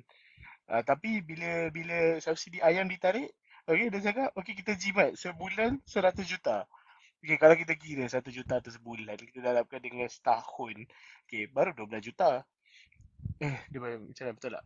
1 juta, 1.2 bilion lah untuk setahun. And then dia buat untuk untuk the next budget, dia akan teruskan harga mekanisme. Bagi saya benda ni sangatlah tidak berpatutan sebab dia kata kenapa JAKIM punya bajet tinggi tapi as an end result dia tarik kita punya subsidi. Itu yang jadi masalah. And then betul ke kalau even dengan tak ada subsidi ni harga kekal? Itu yang paling penting lah, kita nak kekalkan tu. Tapi macam saya cakap lah, mungkin Maidin je lah yang akan jadi yang tidak untung di sini. Saya nak balik lah kepada apa yang kita sebut tadi ya, pembelanjaan aset tahun 2023 adalah 910 juta ketimbang daripada tahun 2021-2022 500 juta saja. Kalau Tan Sri Muhyiddin dulu belanja aset, perbelanjaan aset 500 juta, Datuk Ismail Sabri belanja 500 juta lebih. Tapi kerajaan sekarang 2023 910 juta. Jadi adakah dengan cara berbelanja aset yang besar ini kita boleh kurangkan 100 juta tu? Itu yang bagi saya sepatutnya inilah. Mungkin kita boleh tunggulah laporan PSC dan laporan ketua audit ke dan sebagainya. Hello, dengar tak? Dengar. Hello? Dengar. Okey, melibatkan kepada main topik kita, okey, subsidi ayam Bila kita secara logik fikir logik, jangan fikir orang kata nak luar kotak sangat, fikir logik. Ayam kalau kita tahu itu adalah sumber protein paling murah dalam negara kita. Kita jangan nafikan benda tu. Ayam, telur, lagi apa? Daging, bukan everybody akan makan daging setiap hari. Bukan semua orang. Sebab apa? Bukan semua orang ada kemampuan duit untuk makan daging tiap-tiap hari. Because I stay in JB. So I know what happened. You tahu kat JB ayam seketul untuk masa sekarang sebelum diumumkan mat lembu tu. Saya cakap mat lembu aje lah, senang sebab memang lembu pun. Okey, mat lembu tu dia cakap subsidi akan dihapuskan. You know ayam seketul berapa dekat JB? RM6. Seketul RM6 tau. Itu sebelum subsidi ditarik tau. You bayangkan kalau subsidi ayam ditarik, berapa akan harga ayam tu? Seketul, bukan sekilo, bukan seekor. Jadi sebagai rakyat lah, sebagai rakyat, fikir secara logik. Even though ayam seketul pun dah harga RM6, korang bayangkan kalau subsidi ayam ditarik, apa kesan efek dia kepada semua? M40, T20, okey, kita boleh cakap M40, T20, dia boleh makan benda yang sedap sebab ikut kemampuan kepada nilai apa yang dia ada dalam poket dia. Tapi B40, because they have their own makanan keperluan asas, basic. Faham tak? Itu sebab bila ayam, telur, people tak ada duit nak beli makan daging tiap-tiap hari. Bukan semua orang kaya. Macam I, okay, I boleh cakap because I am bujang. No problem. Tapi you who have the family, ada dia fikir. Ada yang ada 4 orang anak, ada yang 3 orang anak. Because they don't think about the rakyat. RM6 Simple tu je. seketul ayam dengan nasi ataupun seketul ayam saja? Ya, seketul ayam sahaja. Standard. That's why kita kena faham bukan semua. Dia jual seketul ayam RM6, ada masa RM5. Tapi itu average untuk normal punya kalau you nak tahu harga. Because I selalu makan luar, so I bujang, I tahu. Bila bujang, dia akan makan dekat semua tempat. Dia tak fikirlah tempat tu tempat mewah ke, tempat orang kata tempat cikai ke, tempat high class ke. Bila bujang, they have opportunity untuk pilih mana-mana ikut kepada keperluan asas dia. Faham? Jadi itu average maksudnya. Paling cikai pun paling mahal RM6. Paling murah pun dalam RM5 lebih. Fikir. Jadi lagilah dekat kawasan-kawasan yang kita tahu di mana lebih jauh daripada kawasan bandar. Now apa yang jadi bila keperluan asas tu ditarik, korang ingat ayam seketul RM6 tu akan jadi tetap RM6 ataupun RM5. At least paling common tu tengok. Sahabat kita kat bawah pun cakap seketul ada yang sampai RM7. Fikirlah, fikir. Because you don't know how to rule the country. Simple aja. Kalau tak tahu letak jawatan. Bila you kata you nak buat bersasar, you kena ada mekanisme. You kena ada sistem dulu. Takkan, macam sahabat kita cakap tadi, takkan kau buat rumah, terus kau nak pergi kat tanah tu, kau nak duduk. Kau tak buat zinc, kau tak buat apa dulu. Itu saya cakap, this government is stupid government. Tak kira lah siapa pun. Kalau you tak pandai memerintah negara, you tak pandai cari duit untuk negara, don't be a government. Because government, rakyat sekarang ni tak pedulilah. Siapa-siapa pun meminta, kalau kau tak pandai memerintah, you should put down your jawatan. Habis cerita. Letak jawatan dah habis cerita. Tukar bagi orang lain. Simple. Dia Ha, macam jadi double shooter. simple je. I think this one dah bagi tahu awal-awal tadi kan, Naim kan, about I cakap pasal dekat mamak currently nasi RM6, 7 to 8 ringgit, right? Macam tu kan. Awal-awal tadi I bagi tahu. And then I cakap right after the subsidy is going to be 10 to 12 ringgit maybe, mungkin macam tu lah. So let's say itu satu orang lah. So apa yang double shooter cakap tu, yes, right, betul. It's like macam ni lah. Kalau subsidi ni, kita nak cakap apa dah sebenarnya, sebab dia dah parlimen itself dah buat decision. Okey, kejap. I nak tambah lagi satu. You tahu tak, 2 minggu lepas, I pergi Maidin, Nusa Jaya, The Big, orang kata dekat bandar. Beras tempatan pun tak ada. You lagi nak kacau ayam ke peluang asas. That's mean you memang tak pandai lah. Tu terang cakap, beras tempatan pun tak ada bro. Apa cerita? I bujang, I boleh terima lah RM30. Tapi orang ada family, come on lah. This government stupid lah. Letak jawatan aja lah. Sabar double shooter. We try not to Marah, put marah, emotion marah kat tu. sini. Jangan marah. Marah tu. Sabar. This discussion jangan marah bang. Kita discuss kat sini Bukan. Abang just bagi tahu saja what happening at the lapangan. Because if bujang, you boleh cerita. Kita bujang, kita boleh cerita. Tapi siapa yang ada Macam ni. family, Boleh tak? yang ada family, family, bang. kita jangan tengok saya diri family. kita aja tau. Saya family, okay. Saya family cakap. Terus cakap, saya punya commitment memang totally nak katakan tinggi lah. Because me personally, instead of beli makanan untuk manusia, I have 40 cats dekat rumah yang kita ambil free stray cat untuk jaga. So monthly kita punya commitment untuk cat sahaja dekat 4 to 6,000. Macam tu saja. Makanan, pasir dan juga diorang punya ni lah. So kita senang cerita macam ni lah.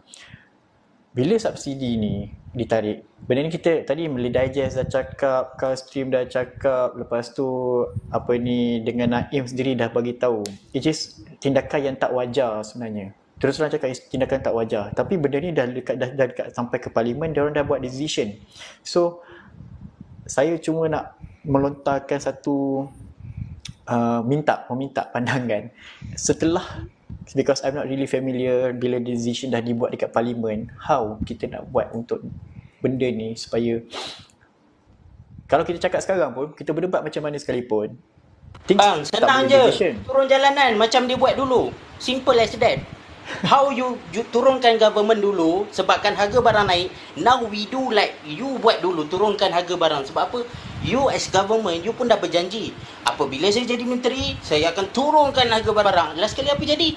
What the fuck off lah. Itu je saya boleh cakap. Allah. Fuck off. Jangan cerita. Okay. Sebab apa? Okay. Harga beras pun you tak boleh kontrol. Beras. Simple je. Beras pun you tak boleh kontrol. Sampai beras tempatan pun tak ada kat market. You nak cerita pasal benda lain. Minyak pun yang dulu you kata bolehkan turun. Last kali apa jadi? You nak naikkan minyak. So that's mean you don't know how to rule the company of the Malaysia.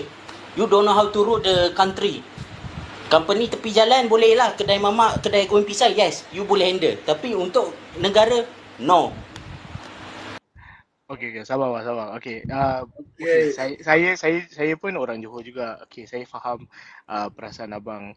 Okay, tapi bagi saya lah, ini pandang saya lah. Okay, ekonomi di Johor sedikit berbeza berbanding dengan ekonomi di negeri lain. Okay, kerana di negeri Johor terlalu dia ada pelbagaian di mana orang luar duduk di Johor dan orang Johor duduk di luar. Maksudnya we are talking about Malaysia, Singapore, Johor dan Singapore. Okay, so di mana di hubungan kita di situ memang ada di mana orang Singapore duduk di Johor dan orang Johor pun duduk di Singapore. Okay. Sebab tu bila kita cakap pasal harga makanan especially dekat Johor kan, dia memang mahal sedikit di Johor kerana peniaga-peniaga di Johor, ini pandangan saya lah, walaupun kerajaan dah beri subsidi, mereka masih mengekalkan harga kerana mereka tahu harga yang mereka tawarkan itu mampu untuk dibayar oleh orang yang bukan Johor. Faham tak? So bagi saya lah kan, orang foreigner ni, dia bila duduk kat Johor ni, dia kata currency tinggi. Okay, kita tak deny orang Johor sendiri pergi ke Singapura bila bawa balik ke Bang, Malaysia, bang, dia subsidi bukan sebab you duduk JB ke, you duduk KL ke, you duduk Kelantan ke, not because of that. Because you tak ada sistem macam mana untuk control. Macam isu beras, dia kata, oh beras dibolehkan untuk hanya satu orang 10 sampai 100 kilo. Kita have IC lah. Kenapa tak gunakan sistem macam USA punya? Why you not? Gunakanlah apa yang kita ada, teknologi apa kita ada. Come on guys. Itu je yang nak cakap. Useless sebab kita ada IC. Kita ada identity. Dia bukan sebab US is Yahoo or everything. No. Kalau you bijak, okay, sebelum you masuk mall pun, tunjuk IC dah, come on, settle. You ada local. Bila, ataupun kalau macam tu pun, you tahu, okay, kalau masuk mungkin dia akan tipu. Come on, masa pembayaran tunjuk je lah IC. Apa cerita? Simple je. So maknanya this government tak tahu nak handle. Simple aja. Sebab kita Bang, ada apa IC, ni? kita ada Sorry. sistem. My Sejahtera. My Sejahtera is one of the system. I tak boleh, I bukan nak kata tak zaman Tan Sri Muhyiddin bagus. No. Tapi everybody who walk in, walk out from the pasar raya, guna apa? My Sejahtera. Itulah Dia baru macam ni, betulnya ada apa sistem. ni, double shooter. Cerita dia sekarang kat Malaysia ni, macam saya cakap awal-awal tadi Naim, betul tak? We have a good policy dekat Malaysia. Kalau kita nak cakap kita ada the best policy in the world, yes, tapi kita tak ada enforcement. Isu kita kat Malaysia sekarang ni adalah tak ada enforcement. Tak. Lepas tu tadi Malay Digest bagi tahu tak cukup staff untuk jalankan pelaksanaan detail kat bawah benda ni semua. So dekat sini isu dia, before nak melaksanakan satu-satu polisi, sepatutnya diorang memperkuatkan enforcement section dulu. Itu je. Kalau enforcement section tak buatlah macam mana sekalipun, the best policy ever in the world, in the universe itself pun, memang takkan dapat buat apa-apa. Kalau macam dekat US, kita tengok, kalau macam kat overseas lah, buat, diorang boleh control. Sebab diorang tahu nak manage enforcement. Diorang tahu nak enforce macam mana. Tapi saya beritahu juga dekat US pun enforcement Bang, not as good as bang, macam kat mana US pun beli diorang cakapkan. alkohol pakai kad kan? Pakai ID kan? Kat US kan? Beli alkohol pakai ID kan? Mostly country luar, kalau nak beli, you nak beli beer ke whatever lah, yang cakap yang alkohol punya ni, you kena show IC semua. Semua tempat kat Malaysia pun sama je sebenarnya siapa nak beli. Tapi Malaysia tak bang, Malaysia saya tak. cakap dekat Malaysia ni peniaga tidak mempunyai disiplin dan tidak mempunyai etik. Itu je. Diorang nak untung saja. Peniaga Malaysia macam tu, dia tak ada sense of responsibility tu, tak ada. Tu saya cakap, kalau macam peniaga betul-betul jujur kat Malaysia ni, tak payah subsidi pun dekat Malaysia ni kalau semua peniaga jujur. We don't need subsidi pun kalau semua peniaga jujur. And kita punya peniaga adalah peniaga yang betul-betul well educate, betul-betul, memang tak perlu pun untuk subsidi. Tapi disebabkan subsidi ni adalah punca dia adalah sebab peniaga kita ni suka ambil kesempatan dalam kesempitan. Itu je. And then diorang akan go back balik dengan apa? Kepada basic ekonomi balik, demand tinggi, supply kurang. Itu sebabnya diorang akan naik harga. Itu diorang punya alasan daripada dulu sampai sekarang. Betul. Kat Malaysia bila harga dah naik, memang takkan turun. Itu je. Right. Saya nak mencelah. Betul, itu saya setuju. Saya nak mencelah sikit bagi mungkin kata-kata terakhir lah sebelum kita tamatkan perbincangan kita pada malam ni. Saya rasa kita pun dah bincang lama kan. Naim pun dah bagi banyak dah ulas begitu banyak, Malay Digest, Tuan, Carl semua.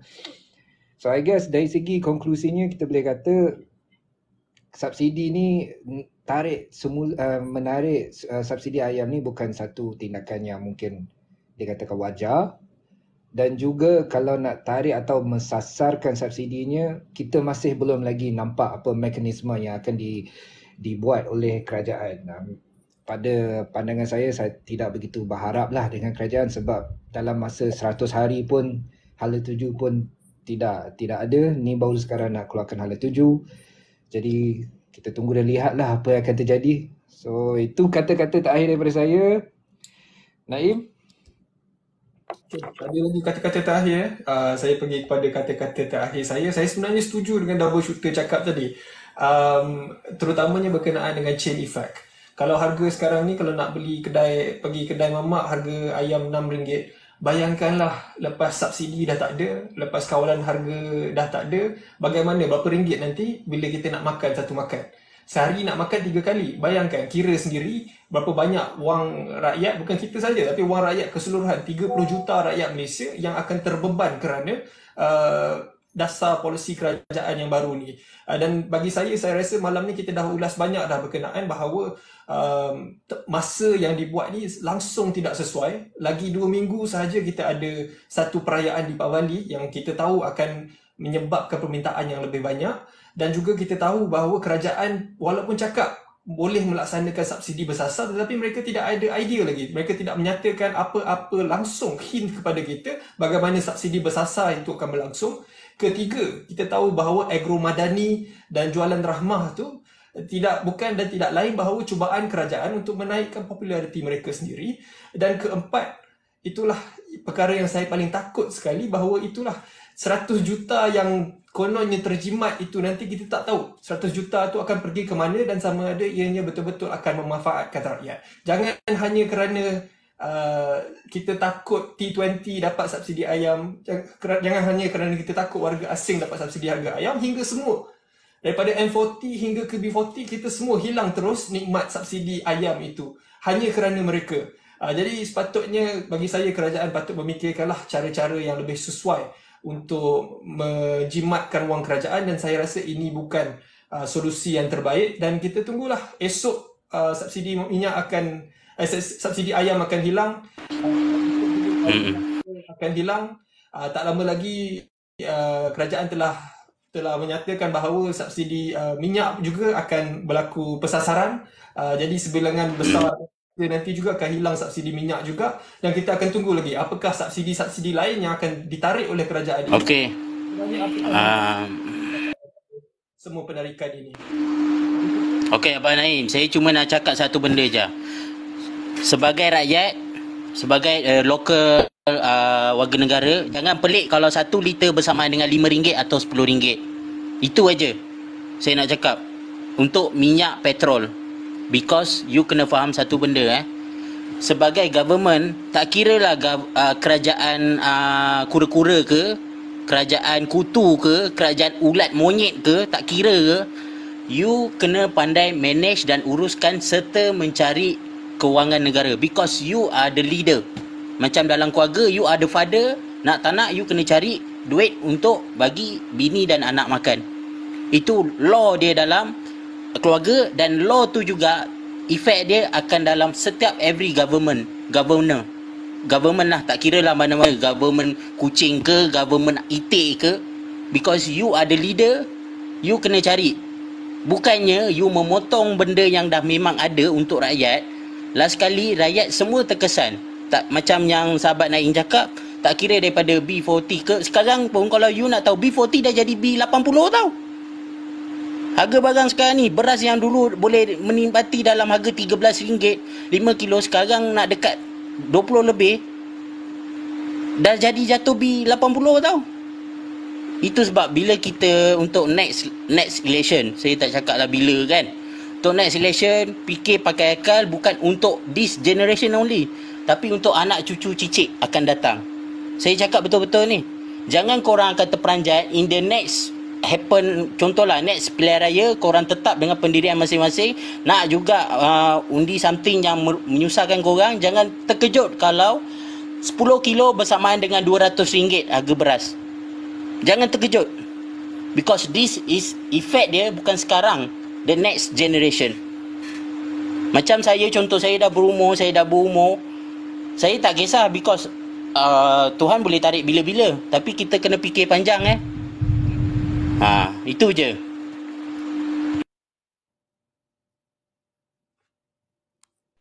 Salam sejahtera. Apa khabar saudara double shot? Baik, apa baik. I memang marah bab ni. Sorry. Saya dah dengar betul seperti biasa beremosional Ma, anda. Tuan Oh, Amar, Tuan Amar, beras pun dia tak boleh kontrol sampai sekarang, tak ada berat tempatan, lagi dia nak kacau ayam. Lepas ni apa? Elektrik pun mahal sampai gila-gila. Itu pun rakyat tak boleh fikir ke? Woi, come on, wake up from your tidur lah. okey. Boleh saya cakap, host? Boleh? Oh, boleh.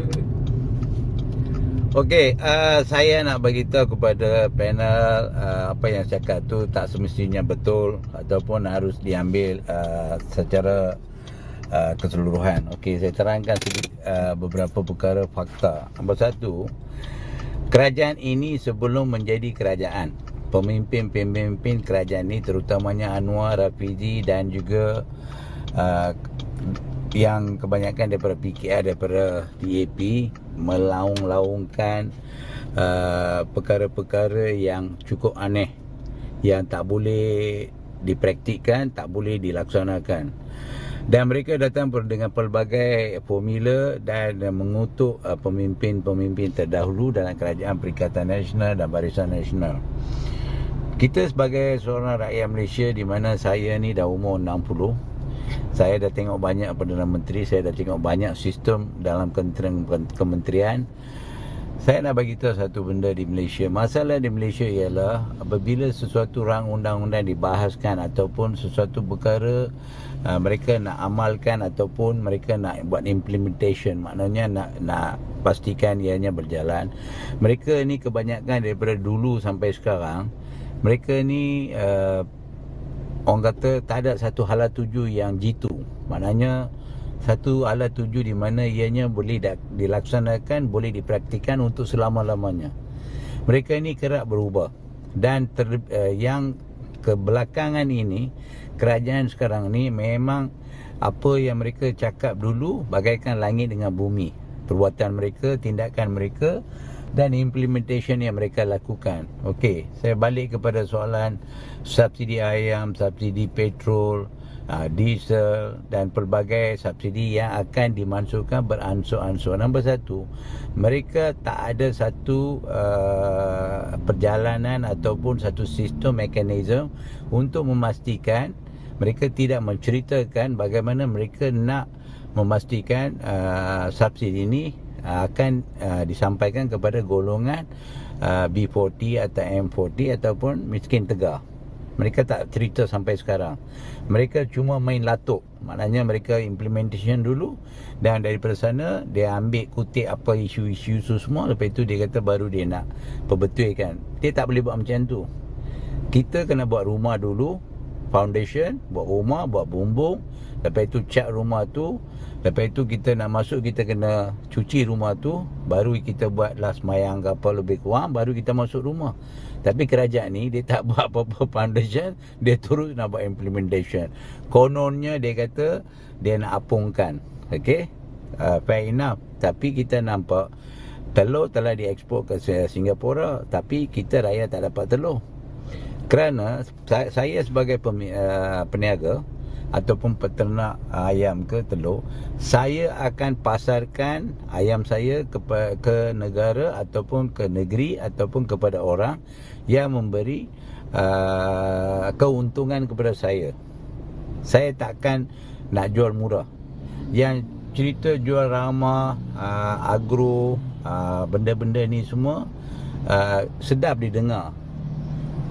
Kerajaan ni dia kerajaan kartun tau. Tahu kartun Tom and Jerry? Dia buat sesuatu, dia datang dengan jualan ramah. Okey, jualan ramah mungkin seminggu sekali ke, sebulan sekali ke. What nonsense you're talking. Kita makan makanan seharian tu kita kena beli. So kalau you nak buat jualan ramah seminggu sekali, 2 minggu sekali, dan you harapkan rakyat tunggu bergile-gile untuk beli makanan ataupun barang yang dijual mengikut jualan ramah, it's not logic. Okay, dan berbalik kepada implementation, saya baca keseluruhan statement daripada Sabu tu, di mana ada satu soalan,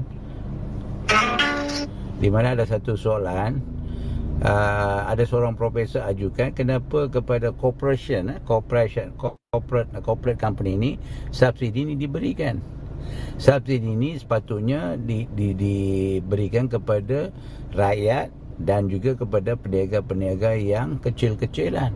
So apabila ianya diberikan kepada tycoon-tycoon, so mereka akan buatlah apa yang mereka suka. Itu yang mereka telah lakukan. Dan terlebih dahulu tu, kartel makanan macam mana? Kartel makanan masih wujud di Malaysia. Mereka conquer. Nombor 3, siapa yang kontrol ekonomi di Malaysia? Siapa orang kaya di Malaysia? Siapa yang tycoon-tycoon yang besar-besar di Malaysia yang mengusahakan barang-barang makanan? Dan mereka ada persatuan.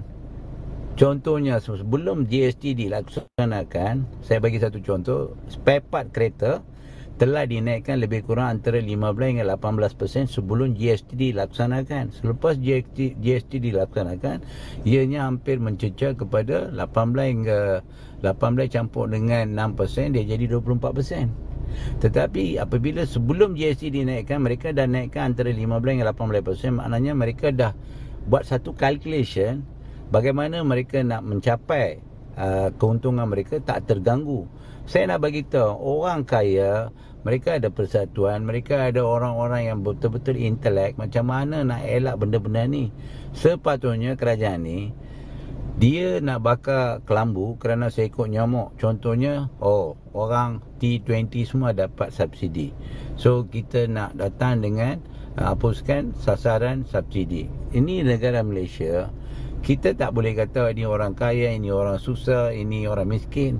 Dia rakyat Malaysia ni berhak tak kira bangsa agama untuk beli makanan. So makanan tu dia yang kena kontrol. Tetapi kebanyakan barang makanan kita import. Dan harga ringgit menjunam, merundum. So akan menambahkan makanan ayam dedak ke apa, dia akan jadi mahal. So anda sebagai penternak, kalau anda kena beli gandum, makanan dedak untuk ayam mahal, anda akan jual ayam mahal. Betul? So bila dia buat apungan harga, contohlah saya dalam panel ni ada 5 orang dengan termasuk host, kita ada 6 orang. Kita semua peternak ayam. Kita ada satu persatuan. Kita akan berbincang. Okey, kita semua letak satu harga RM12 sekilo. Apa kerajaan nak buat? Betul tak? Kita boleh berbincang antara sama kita. Kita kata okey, kita semua letak 12 kilo. Maknanya satu Malaysia ni kita letak 12 kilo, sekilo RM12. Mau tak mau dia kena beli. So yang akan kontrol bukan kerajaan, yang akan kontrol adalah para peniaga, terutamanya yang besar-besar. Dan orang besar macam Maidin, dia kata dia jual sekilo RM7.99. Okey, fair enough. Tapi Maidin bukan jual seekor, 2 ekor. Dia jual ribu-ribu ekor seluruh Malaysia.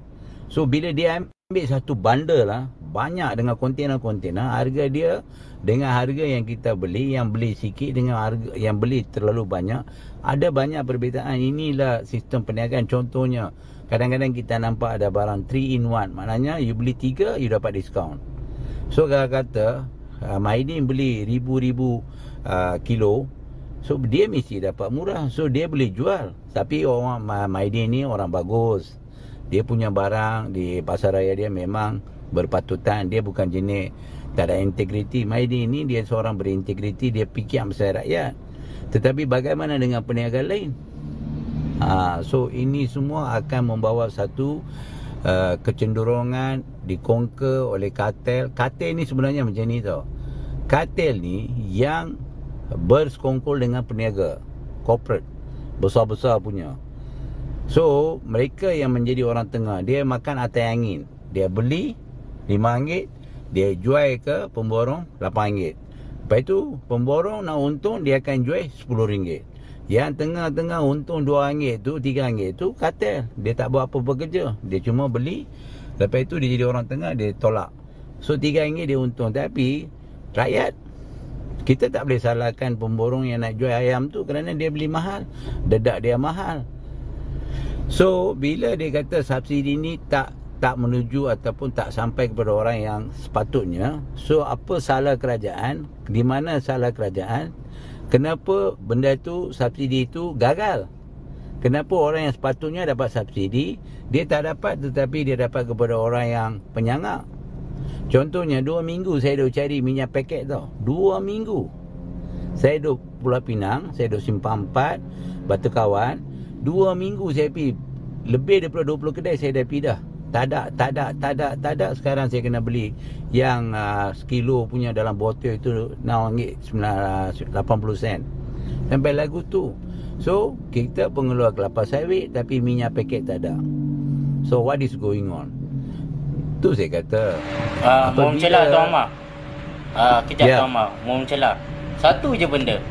Kalau negara kita penuh dengan barang ataupun barang melebih-lebih sampai tak terkira, sampai rakyat Malaysia pun muak nak beli barang, barulah kau boleh tarik subsidi. Sekarang ni barang pun tak ada, minyak pun tak ada kat pasaran, beras patah pun tak ada kat pasaran, kau nak tarik subsidi.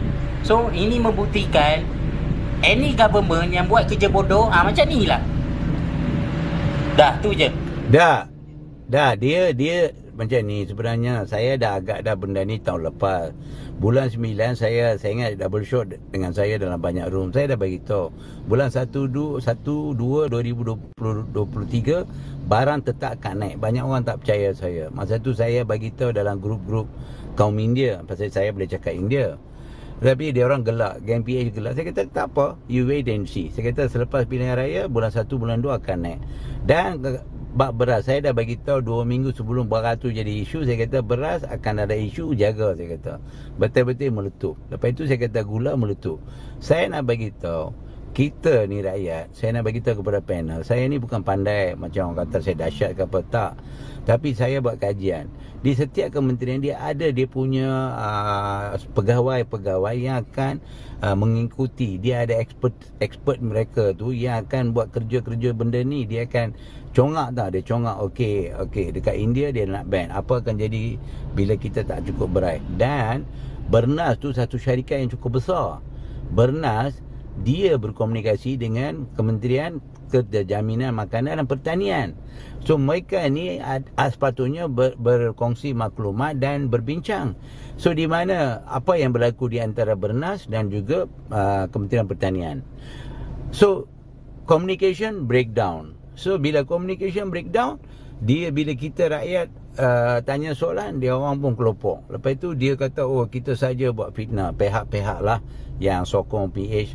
You nak sokong parti, you nak sokong Anwar, you nak sokong Rapidi, go ahead.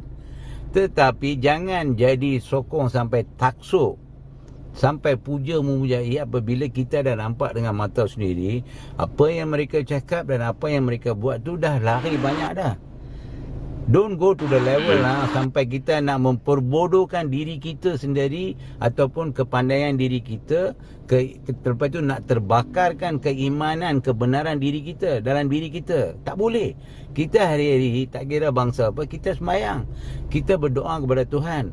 Kita berdoa supaya kita melakukan ataupun perjalanan hidup kita berlandaskan hukum-hukum agama kita masing-masing.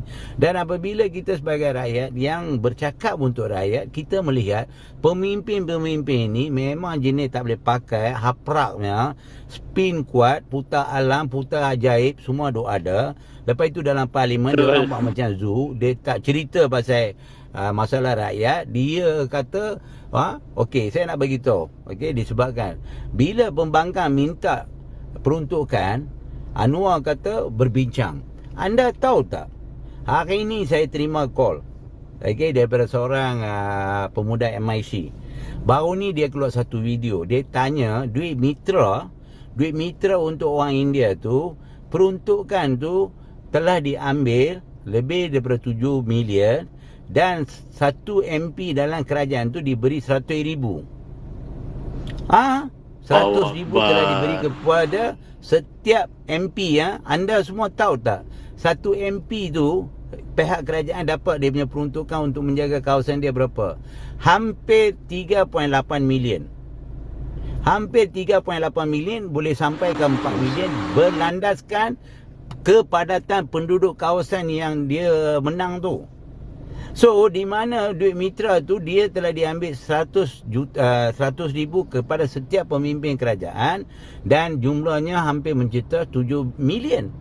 So bila saya dengar ni, so mitra dia punya landasan, dia punya tugas untuk memperkasakan kanak-kanak daripada kalangan kaum India B40 penuntut student-student B40 untuk mempelajari pekerjaan skill ni.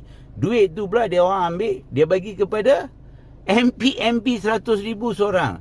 I say what nonsense Sabar is Tok this? Ahmad, sabar. Sabar Tok Tapi Ahmad. Anwar, dah saya tak marah. Saya nak tunjuk satu contoh. Tapi bila Anwar ni, bila pihak pembangkang MP dia tanya, Anwar kata apa? Oh, datang berbincang. So saya tanya balik kepada kerajaan sekarang, terutama Anwar Rafidi, apa engkau Mingka, King Kong apa Mingka, saya tak tahu. Saya nak tanya, bila anda sebagai wakil kerajaan, anda sudah dapat peruntukan dan kerajaan sekarang tak nak bagi peruntukan kepada pembangkang, tetapi anda pula pergi ambil duit daripada mitra. Apa cerita? Saya tanya kepada saya dalam 2-3 hari ni, saya dah tunggu jawapan kerana budak tu dah buat video VTT. Dia call saya, dia cerita semua. Dia kata, boss, you have to do it. Saya kata, tunggu. Saya kata, you hantar data semua. Saya tahu benda ni dah berlaku. Saya diam, saya dah observe. Saya kata 2-3 hari ni saya akan tanya kepada Ramanan, apa berlaku? Kenapa you bagi? Kenapa sebab apa you bagi? Dan bukan itu saja, mereka telah berikan satu peruntukan yang cukup besar, hampir 2.8 million kepada satu kolej. Kolej ini sepatutnya dalam carta mitra tu dia cuma boleh beri 300,000 saja satu NGO, tapi untuk kolej ni dia bagi 2.8 million. So ini saya ceritalah. So saya bawa cerita ni supaya saya nak anda semua faham. Apabila Anwar pihak pembangkang minta peruntukan, dia kata bincanglah gerbang-gerbu semua. Lepas itu pada waktu yang sama pihak mitra pula bagi 100,000 kepada setiap MP dari pihak kerajaan. Padahal pihak MP kerajaan dah dapat peruntukan hampir 3.8 Dah ada gaji dah pun. Dah, dia punya peruntukan double shot. Macam kawasan dia, macam katalah Tambun kan, dia ada satu MP. Dia lah macam yang Perikatan Nasional minta sekarang ni lah untuk kawasan masing-masing. Ya. So inilah cerita. So ada katanya apa kaitan mitra dengan subsidi? Tak, cuma saya nak bagi tahu perbezaan lah. Okey, balik kepada subsidi ayam dan okey, dulu saya bagi tahu dia orang kata bawa gula premium.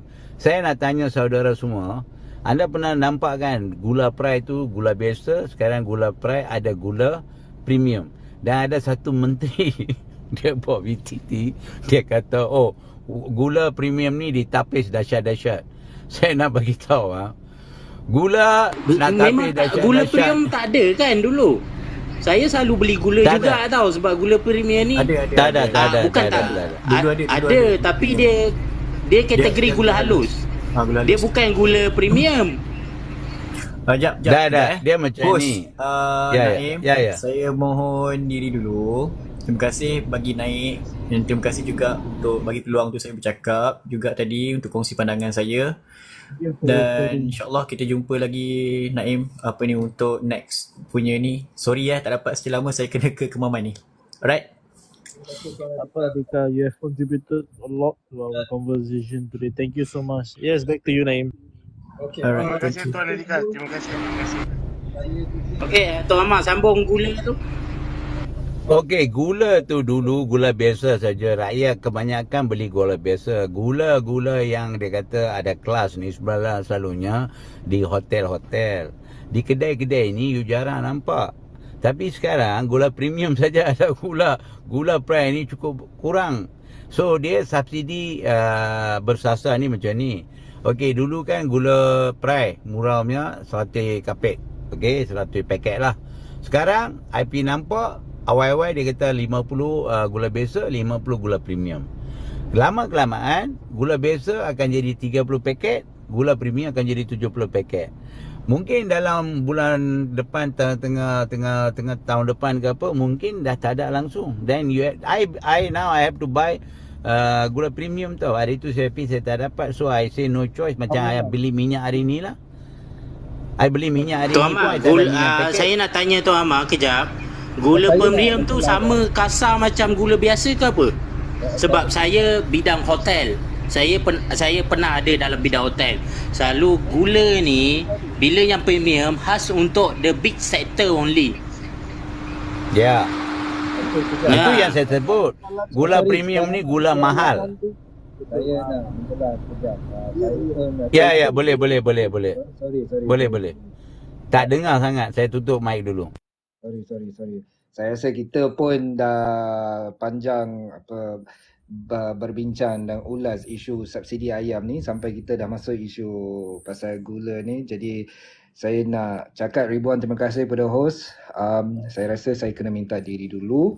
Rasanya saya kena minta diri dululah. Terima kasih sebab jemput saya kepada Tuan Naim. Yalah, terima kasih semua. Mungkin Tuan Naim ada kata-kata terakhir ke? Okey, terima kasih semua. Saya pun terpaksa end dulu live kita pada malam ini. InsyaAllah kita sambung balik esok. Kita boleh sambung balik perkara-perkara yang kita bincangkan malam ni. Tapi itulah masa sangat kesuntukan, saya pun terpaksa pergi ke tempat lain. Jadi saya terpaksa live untuk end live kita pada malam ini. Terima kasih. Okey, faham. Apa yang baik daripada Tuhan, apa yang buruk daripada saya. Assalamualaikum warahmatullahi wabarakatuh. Saya touch skin guys. Okey, Itu host, je lah. thank you kerana naikkan saya. Saya minta maaf kalau saya tadi cakap terlalu panjang kerana saya punya selalu pencerahan saya memang ambil masa sikit. Saya minta maaf. Saya cuma bawa kola dan subsidi mitra. Saya nak rakyat faham apa yang sebenarnya berlaku. Okey, sekian, terima kasih. Okey, terima kasih Tuan Ahmad.